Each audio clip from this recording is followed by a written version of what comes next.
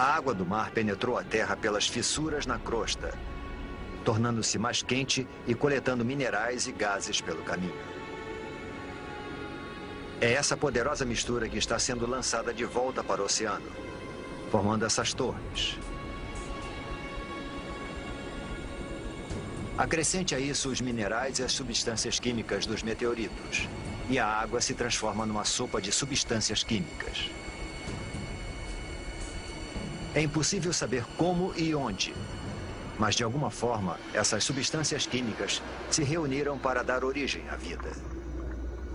Agora a água está repleta de organismos microscópicos. Essas bactérias unicelulares são as primeiras formas de vida na Terra.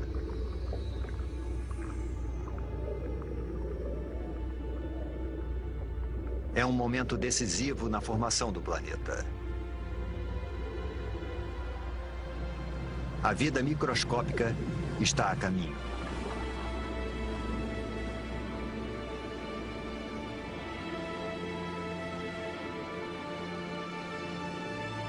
No entanto, por centenas e milhares de anos, nada muda. Não há progresso algum. Nenhum avanço na evolução. Os únicos seres vivos eram as bactérias unicelulares. Para encontrarmos formas de vida mais complexas, precisamos avançar no tempo para 3,5 bilhões de anos atrás, em um oceano raso.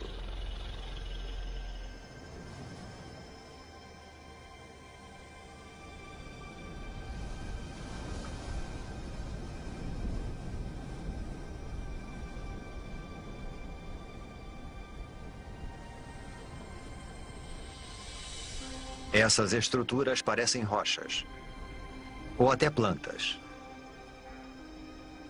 Parece que estão brotando do fundo do mar.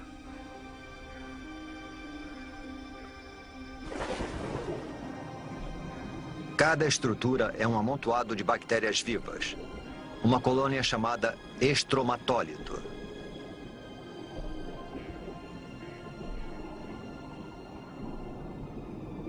Como se fosse mágica, essas bactérias convertem a luz do sol em alimento. Esse processo denominado fotossíntese utiliza a luz do sol para transformar dióxido de carbono e água em glicose. Um tipo de açúcar simples e semelhante ao que colocamos no nosso cafezinho.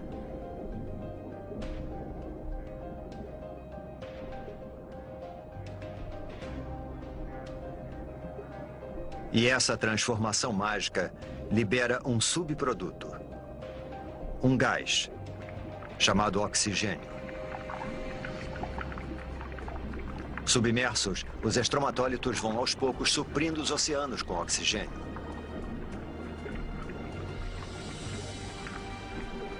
O oxigênio transforma restos de ferro na água em ferrugem. A ferrugem vai parar no fundo do oceano para formar depósitos de rochas ricas em ferro. Algum dia nós vamos usar esse mineral para construir pontes, navios e arranha-céus.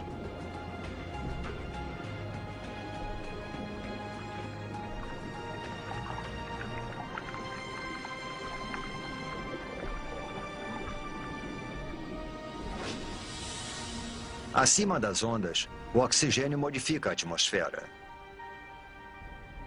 Os estromatólitos estão produzindo o elemento mais importante para a vida na Terra.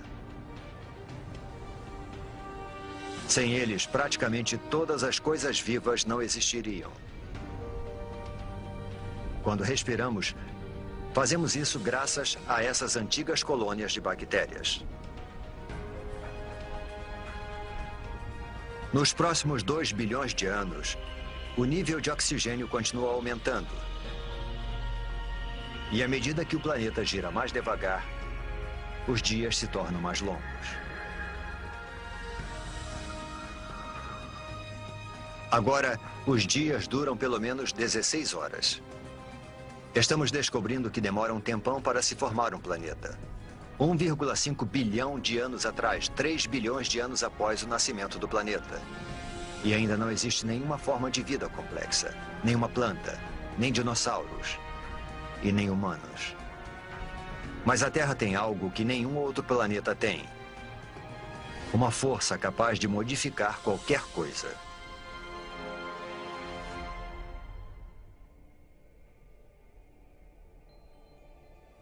Nosso planeta, uma bela esfera azul, é formado de ilhas vulcânicas. Há 1,5 milhão de anos, abrigava formas de vida primitivas.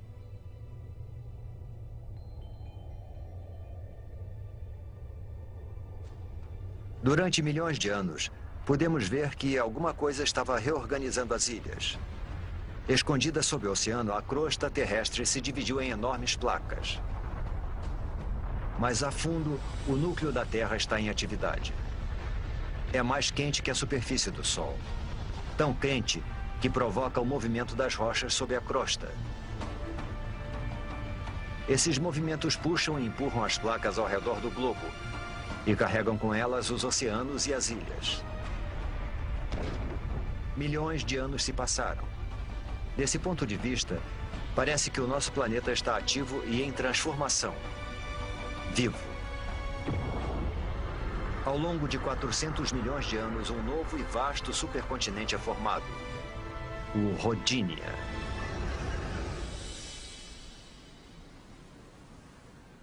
Nas águas rasas que banham o Rodinia, os estromatólitos fazem sua mágica há mais de 2 bilhões de anos, lançando oxigênio na atmosfera. A temperatura é de 30 graus Celsius e os dias têm 18 horas de duração.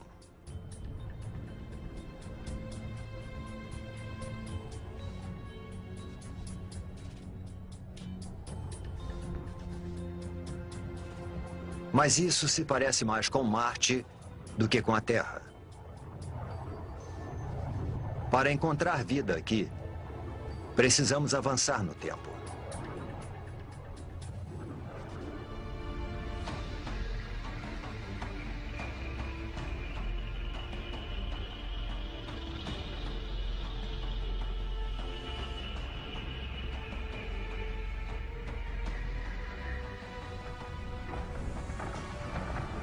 Esse é o estado de Washington, 750 milhões de anos atrás.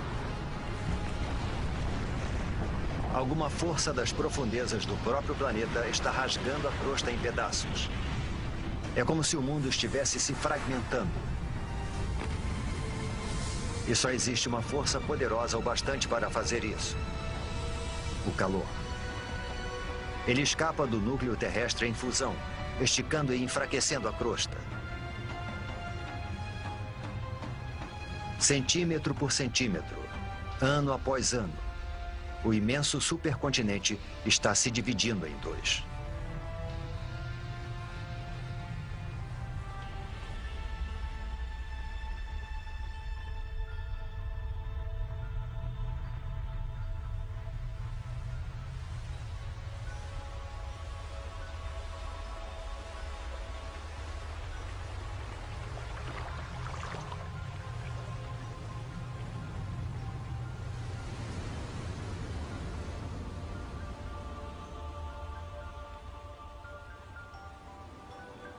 A intensa atividade geológica deu origem a um conjunto de vulcões.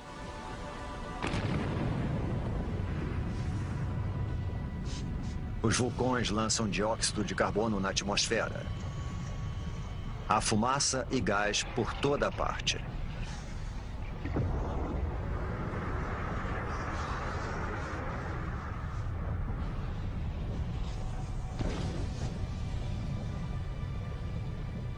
O dióxido de carbono se mistura à água, formando a chuva ácida. As rochas absorvem a chuva ácida, inclusive o dióxido de carbono presente nela. E existem muitas rochas na Terra agora que foram expostas após a fragmentação do continente. Foram tantas que grandes quantidades de dióxido de carbono são absorvidas fora da atmosfera e ficam retidas nessas rochas terrestres.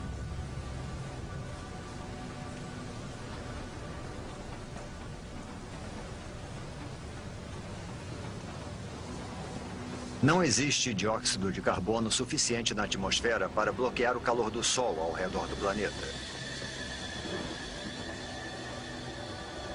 Em poucos milhares de anos, a temperatura despenca para menos 50 graus Celsius.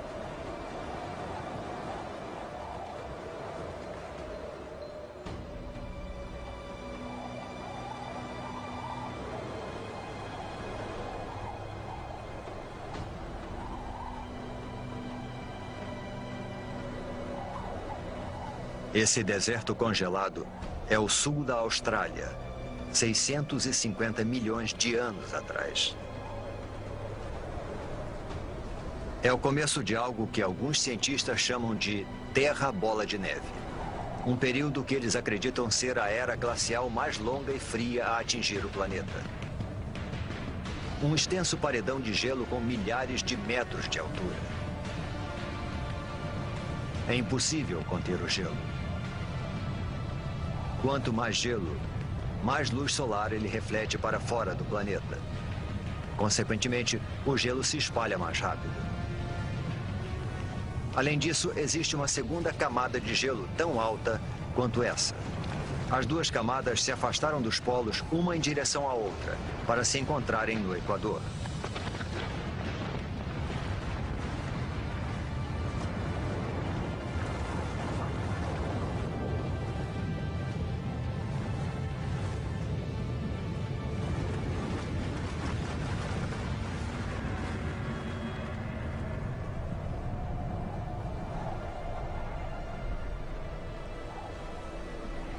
Agora, uma camada de gelo de 3 quilômetros de espessura jaz no planeta Terra.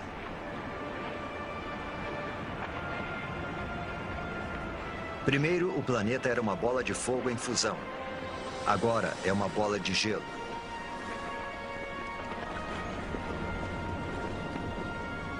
Praticamente toda a luz solar e o calor são refletidos para o espaço.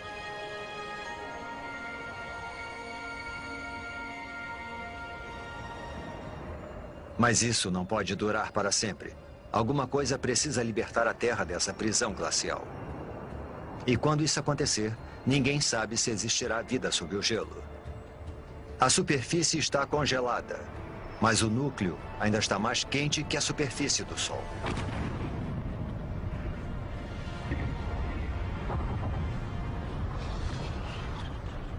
Os vulcões estão em erupção desde que o mundo começou a esfriar.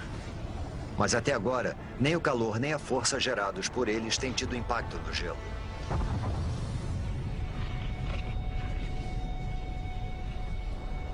Os vulcões lançam bilhões de toneladas de dióxido de carbono. Antes da era glacial, as rochas na Terra absorviam a maior parte do gás carbônico. Mas agora, com as rochas asfixiadas pelo gelo, não existe nada que absorva esse gás. Dessa forma, ele invade a atmosfera.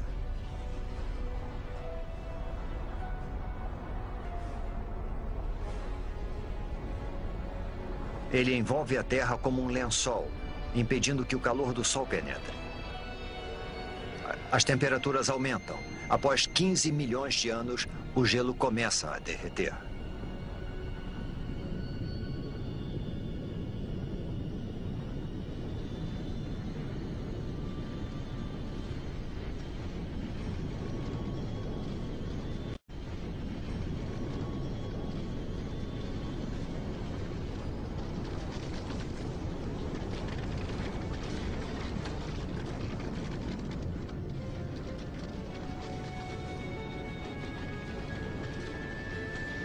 Acredita-se que durante a Terra Bola de Neve, o gelo empurrou a crosta para baixo. Agora, conforme ele vai derretendo, a crosta volta a subir. Isso provoca fissuras e pontos frágeis, além de mais e mais vulcões. Tais vulcões liberam mais dióxido de carbono, o que faz a temperatura subir ainda mais.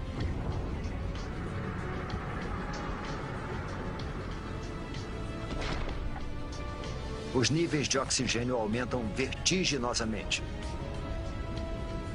Através de uma série de reações químicas, o gelo produziu oxigênio.